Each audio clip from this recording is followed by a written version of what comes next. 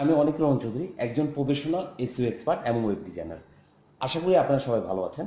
আপনারা এখন পর্যন্ত যারা আমার এই SEO and web design tutorials এই চ্যানেলটি সাবস্ক্রাইব করেন নাই, তারা আমার এই চ্যানেলটি সাবস্ক্রাইব করে নিতে পারেন আমার পরবর্তী যে টিউটোরিয়ালগুলো নোটিফিকেশন পাবেন সেটার জন্য।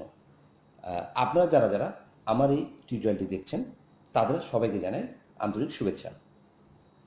আমার পূর্বের টিউটোরিয়ালে আমি আপনাদেরকে এক্সটার্নাল সিএসএস কীভাবে কাজ করে, আপনারা কীভাবে করে সিএসএস অ্যাড করবেন, আপনাদের এইচটিএমএল এর যদি কোনো ওয়েবসাইট বানায় থাকেন আপনারা কীভাবে কাজ করবেন সেটা সম্বন্ধে একটা ধারণা দিয়েছিলাম। আজকের টিউটোরিয়ালে আমি আপনাদেরকে বলেছিলাম যে আপনারা তিনটিভাবে ইনসার্ট করতে পারেন আপনার যে সিএসএস আছে সেটাকে ইউজ করে আপনার যে এডিটর ইউজ করছেন সেটার ভিতরে।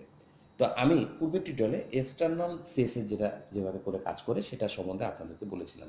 আজকের টিউটোরিয়ালে আমি আপনাদেরকে যে ইন্টারনাল সিএসএস আছে এইটা সম্বন্ধে একটি ভালো ধারণা দিব। তো চলুন দেখে নেওয়া যাক। আমরা এক্সটার্নাল যেটা করেছিলাম একটা রেফারেন্স করেছিলাম, আপনারা হয়তো বা জানেন, যেটা আমি আপনাদেরকে সুবিধার্থে আরেকবার দেখে নিব। এখানে দেখছেন যে লিঙ্ক রিয়েল স্টাইল শিটটা, সেটা আমরা ক্রিয়েট করে রেখেছিলাম। এটা আমাদের এক্সটার্নালের জন্য করেছিলাম। এটা সুবিধাটা আপনারা যখন পরবর্তী কাজ করবেন সেটা সম্বন্ধে বুঝতে পারবেন। তো আমি চলে যাব যে ইন্টারনালে এরকম কিছু না। আপনারা যখন একটা সিঙ্গেল এইচটিএমএল এর পেজে একটা ওয়ান ইউনিক এলিমেন্ট নিয়ে কাজ করবেন, তখন আপনারা ইন্টারনাল স্টাইল যেটা সিএসএস আছে সেটা ইউজ করতে পারবেন। ঠিক সেভাবে আমি আপনাদের জন্য এখানে কোডটা করে রেখেছি। আপনারা দেখতে পাচ্ছেন যে আমরা স্টাইল ট্যাগের ভিতরে অবশ্যই এটা করবেন। আমি আপনাদেরকে এগুলো বলে দিয়েছিলাম, যেহেতু আমার এই ক্লাসটা সিএসএস এর উপরে। অবশ্যই আমি আপনাদেরকে বলেছিলাম সিএসএস হচ্ছে ক্যাসকেডিং স্টাইল শিট। আপনার ওয়েবসাইটের ডিজাইনটা আপনার কীভাবে করে, ডিভাইসগুলো কীভাবে করে সাজাবেন, স্ক্রিনটা কীভাবে করে সাজাবেন, কী কী ইউজ করবেন, ব্যাকগ্রাউন্ড কালার কীভাবে দেবেন, ঠিক সেই জন্য সিএসএস ইউজ করা। আপনারা দেখছেন যে এখানে H1 এবং P এটা আমরা রেখেছি, এবং আমি আপনাদেরকে বলেছিলাম যে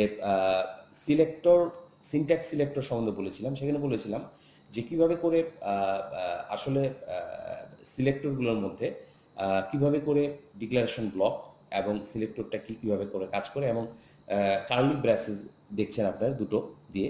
এখানে আমি যদি এখানে একাধিক ডিক্লারেশন আমার আছে, সেই কারণে আমি এখানে সেমিকোলন ইউজ করেছি, এবং শেষে কার্লি ব্রেসেস যেটা আছে সেটা দিয়ে বন্ধ করে দিয়েছি। এটা হলো আমার নিয়ম। তো আজকের টিউটোরিয়ালে আমি এটা শেখাচ্ছি না। আমি আজকে আপনাদের টিউটোরিয়ালে কীভাবে করে আপনারা ইনলাইন সিএসএস আপনাদের স্টাইল ট্যাগের ভিতরে ইন্টারনাল ইনলাইন না, সেটা কীভাবে ইউজ করবেন এটা আমি আপনাদের দেখাচ্ছি।